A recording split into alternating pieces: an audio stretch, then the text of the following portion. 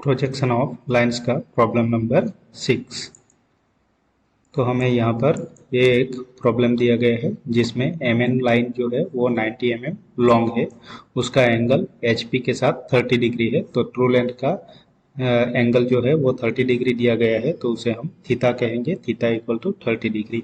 And the plan of line MN makes an angle 45 degree. तो यहाँ पर खास हमें प्लान का एंगल दिया गया है, प्लान यानी कि टॉप व्यू।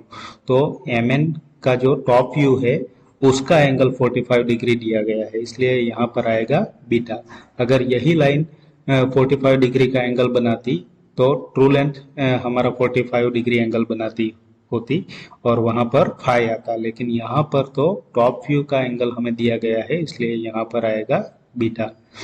और इसके बाद हमें पॉइंट एम की पोजीशन दी गई है, तो उसे मार्क करने के लिए हम यहाँ पर एक्स वाई लाइन सबसे पहले ले लेंगे और उसके बाद इसकी पोजीशन मार्क करेंगे। तो एम पॉइंट जो है वो 15 mm एबो एचपी है, यानी कि एचपी से ऊपर है। तो एचपी से ऊपर यानी कि एक्स वाई लाइन से 15 mm ऊपर हम एक पॉइंट दिखा देंगे, वो हमारा होगा एम डैश, क्योंकि ये फ्रंट व्यू है।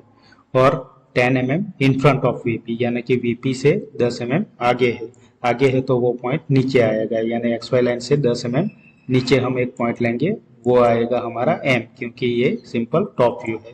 ये दोनों का डिस्टेंस हम बाजू में मार्क कर लेते हैं, यहाँ पर 15 और यहाँ पर 10। बाद में हम एम डैश और एम में से extension line right hand side पर खींच लेंगे। अभी हमें दिया गया है थीटा इक्वल टू 30 और टी एल इक्वल टू 90। तो 30 डिग्री पर 90 mm की लॉन्ग लाइन है, तो यहाँ पर हम 30 डिग्री का एंगल ले लेंगे और यहाँ से 90 mm तक लाइन खींचेंगे। अभी इस पर से हम दूसरा क्या कर सकते हैं, तो इसको हम यहाँ तक एक्सटेंड कर सकते हैं। ये लाइन हमारी यहाँ से चालू होती है, यानी इसका प्रोजेक्शन नहीं, लेकिन ये दूसरा पॉइंट का प्रोजेक्शन तक हमें ये लाइन को खींचना है। तो ये टी एल का जो एंड पॉइंट है उसको हम यहाँ पर एक्सटेंड कर लेते हैं यहाँ तक।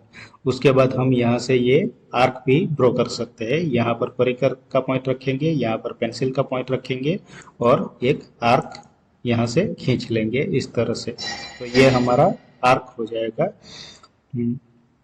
अभी इसके बाद हमें दूसरा क्या दिया गया है, तो बीटा इक्वल टू 45 डिग्री, यानी कि टॉप व्यू का एंगल 45 डिग्री, बड़ा एंगल दिया गया है टॉप व्यू का।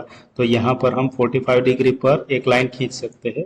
तो यहाँ पर 45 डिग्री लेंगे और यहाँ से वो 45 डिग्री पर लाइन खींच लेंगे जो ये आर्क को इंटरसेक्ट करेगी। जहाँ पर इंटरसेक्ट होगा वो हमारा टॉप व्यू का एंड पॉइंट होगा। यहाँ से हम एक हॉरिजॉन्टल लाइन ले सकते हैं और एक यहाँ से वर्टिकल लाइन भी ऐसे ले सकते हैं। तो ये वर्टिकल लाइन जहाँ पर टच करेगी वहाँ पर एक पॉइंट मिलेगा और उस पॉइंट को हम एम डैश से ज्वाइंट करेंगे, तो ये हो जाएगा हमारा फ्रंट व्यू।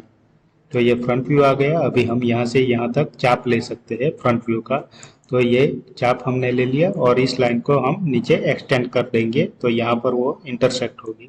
तो यहाँ पर एक पॉइंट मिलेगा जिसको हम एम से ज्वाइंट करेंगे, तो ये हमारी आ जाएगी टी एल। अभी यहाँ पर पॉइंट का नाम हम दे देंगे N1 डैश। इसी तरह से नीचे टॉप व्यू वाला पोर्शन है तो बिना डैश के N और यहाँ पर TL का N1 आएगा। अभी ये जो हमारा एंगल बाकी है उसको हम दिखा देंगे। यहाँ पर थीटा है तो ये होगा हमारा फाई, और यहाँ पर ये टॉप व्यू का एंगल बीटा तो हमें ऑलरेडी दिया गया था, और ये फ्रंट व्यू का एंगल आएगा अल्फा। तो ये अल्फा हम यहाँ पर दिखा देते हैं। यहाँ पर लिख देते हैं locus of points N dash and N1 dash. इसी तरह से यहाँ पर आएगा locus of points N and N1।